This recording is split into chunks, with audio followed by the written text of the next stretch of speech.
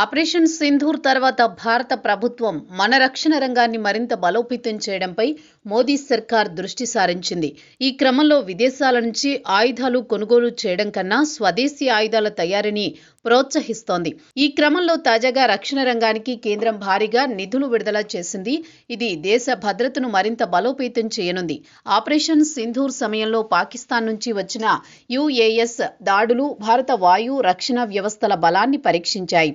Russian S-400 missile వ్యవస్థ వాటిని అణిచివేసినప్పటికీ దాని అధిక ధర మరియు నిర్వహణ ఖర్చులు భవిష్యత్తు అవసరాలకు పరిమితం చూపాయి.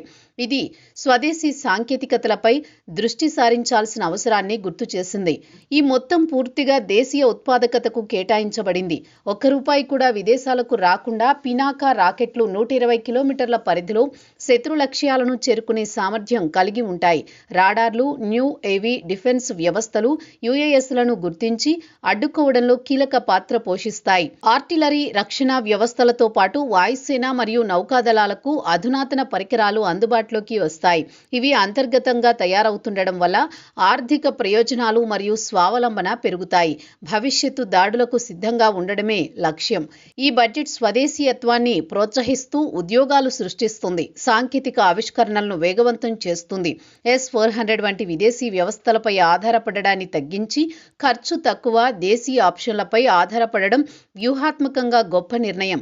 దీర్ఘకాలంలో ఇది భారత డిఫెన్స్ స్వావలంబనకు మైలురాయిగా నిలుస్తుంది.